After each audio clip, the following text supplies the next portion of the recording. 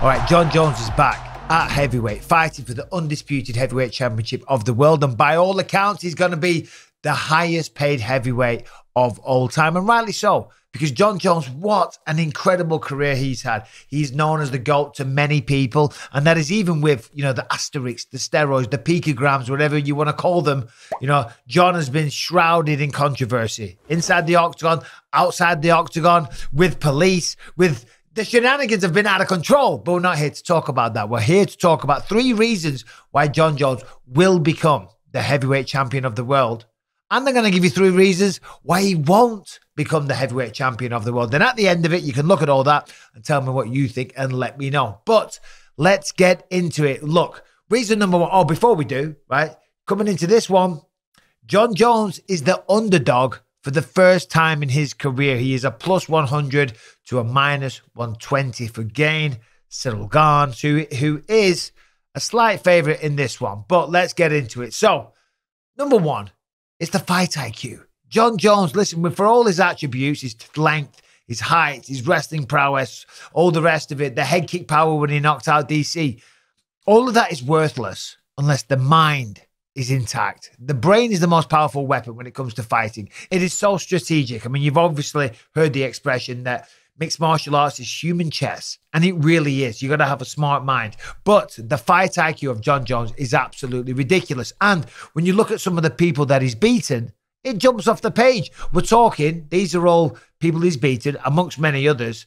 Number 1, 14 title fight victories, okay? Wins over Shogun Rua, Rampage Jackson, Lyoto Machida, Rashad Evans, Daniel Cormier, Vito Belfort, and Glover Teixeira. All former champions, and many of the people that he's beaten as well.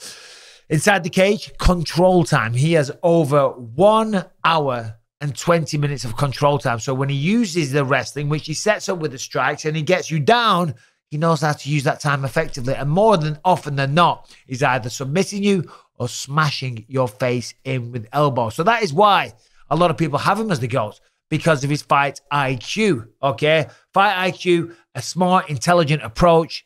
Come on. That is what you need in this game. Going out there and being wild, being reckless, being aggressive, going out there and swinging.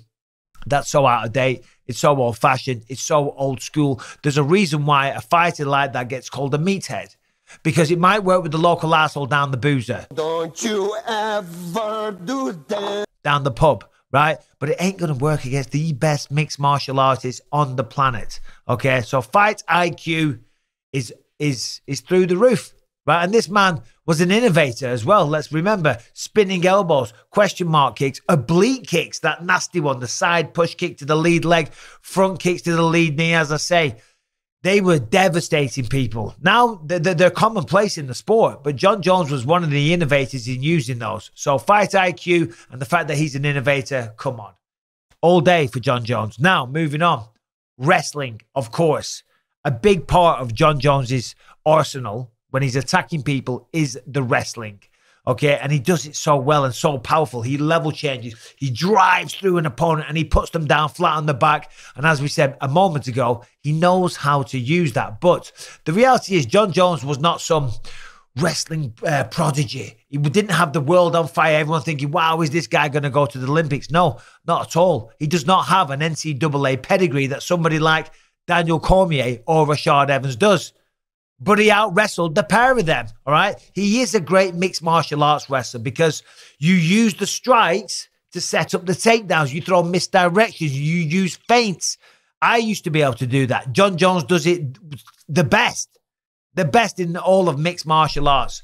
Okay, he has a 95% takedown defense, which is one of the best. In fact, only Kamaru Usman has higher. Jones has found himself also on the bottom position for 0.02% of his MMA career. Okay, so a very impressive start. And when it comes to takedowns, he has the 4th most in UFC light heavyweight history with 42 takedowns. But as we know, stats don't paint the full picture, do they? So as I said, he's out-wrestled some greats. Daniel Cormier, one of them. UFC 182 in their first fight. Okay, I mean, Yeah, DC was very, very competitive, but I think Jones took him down once or twice. He out-wrestled NCAA Division I All-Star Rashad Evans at UFC 145.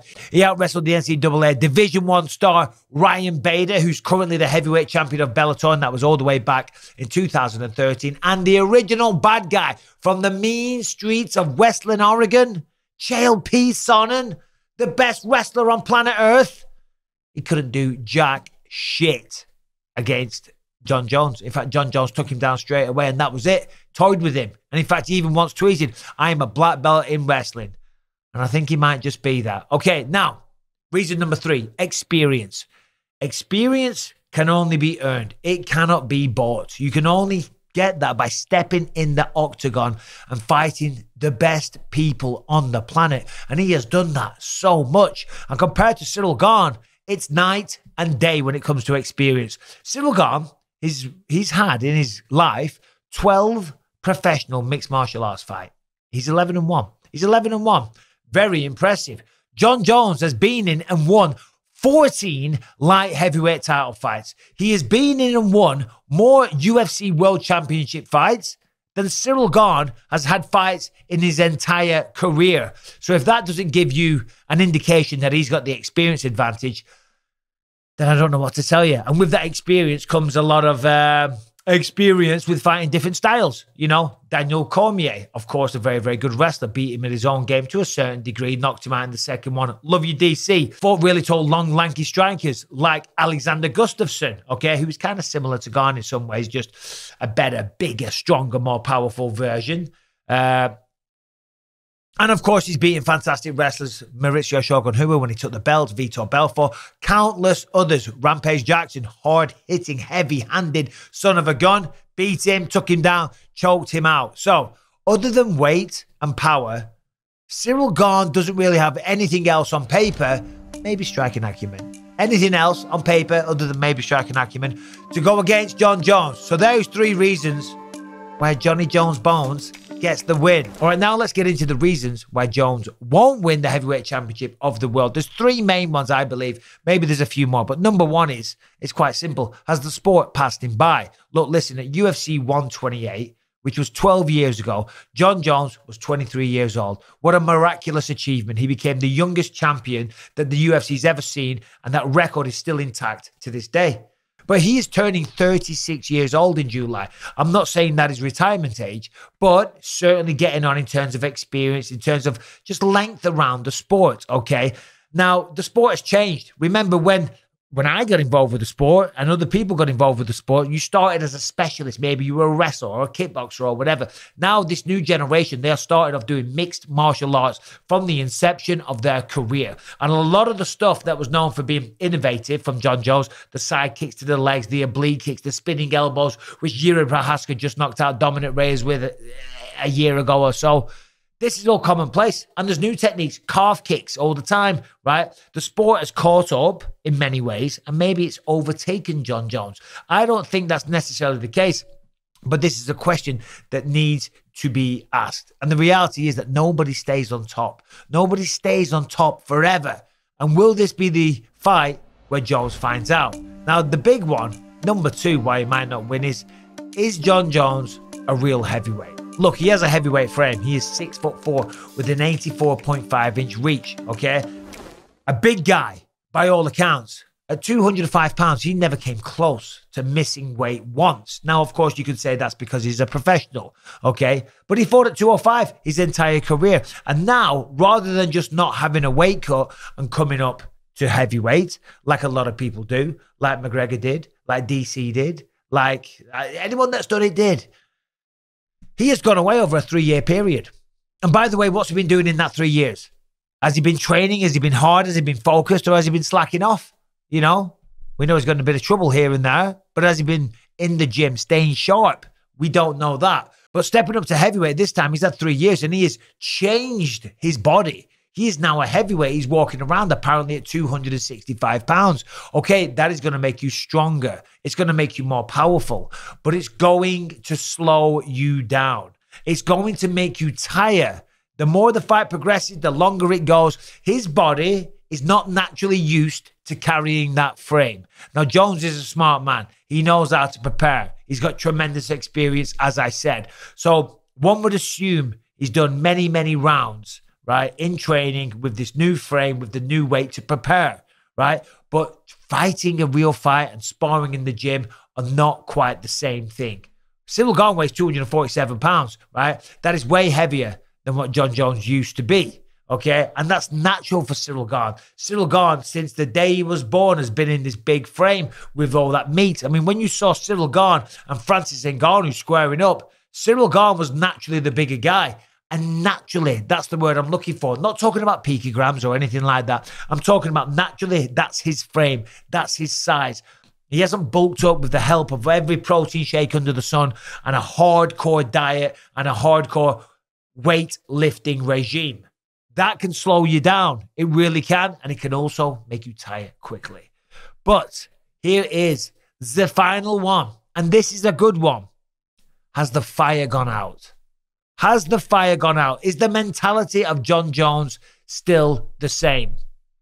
Listen, we see Jon get up to a lot of stuff, okay, which are regrettable. And I'm not going to go through them because I like Jon. He's a good guy. He is. He's just made some mistakes, right? So I'm not going to go through them. But a lot of the times, people that have that wild side, whatever you want to call it, and I'm not making excuses for them, that also crosses over to being an incredibly successful fighter, right? I was like that. Conor McGregor's like that. Jon Jones is like that. Mike Tyson and almost every bloody fighter that I know. Once you start to tame that beast, things can change, right? And that has always been an issue for Jon, controlling his demons, which we all have, right?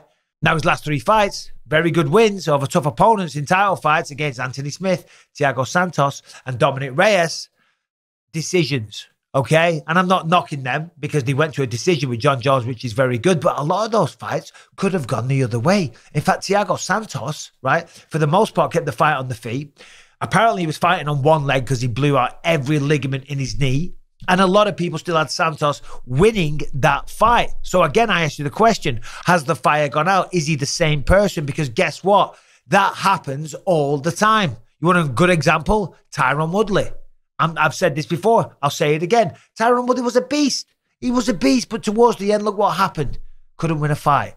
And I say that out of respect to the champ because Tyron had a great career, but he wasn't the same towards the end. You know why? Because you get comfortable. You get a bank account. You change. You calm down. You grow. You mature. Whatever word you want to use. You're not the same nutter inside. You're not the same person. You calm down. You get civilized. Has that happened to him? Because it happens to lots of people. It's almost happened to me. I'm not that civilized yet, but Anderson Silva, look at him. He lost to Chris Weidman, was never the same person after that. George St. Pierre retired because he was tired of the pressure and all the rest of it. Tyron Woodley, as I say, he's a good example. Chuck Liddell, right? Chuck Liddell, okay, granted, he got knocked out many times and his chin kind of expired. But again, another point is you can't stay on top forever. Look at Conor McGregor, the biggest star the sport's ever seen, a 2-weight division champion who seemed unstoppable. Lately, he struggled to even win a fight. The sport passes everybody by. And when you take 3 years off, it's not necessarily a good thing.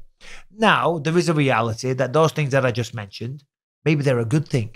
Maybe 3 years away has stoked the flames in that fire. Maybe 3 years away has made him really, really miss it. Okay? And maybe stepping up to light heavyweight is the challenge that he needs, that he wants to get excited. Because if people talk about, well, he only fights to the level of his opponents. And Anthony Smith and Reyes and Thiago Santos didn't excite him, right? Now, that's insulting to those people, so I'm not going to go along with that, okay? And Jon Jones knows he's in there with a world-class fighter that's trying to knock his head off. So I'm assuming he was motivated, but that's what they say. So anyway, there's 3 reasons why, and 3 reasons why he won't become light heavyweight champion of the world.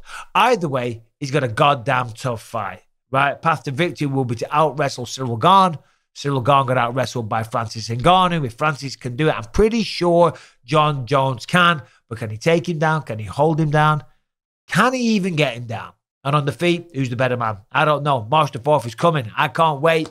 Let's go. It's been a long time since he's been in the octagon. What do you think? Do you think he wins? Do you think he loses? What do you think of my points? Let me know in the comments. Subscribe and ring the bell. Really helps out the channel. And I will see you soon.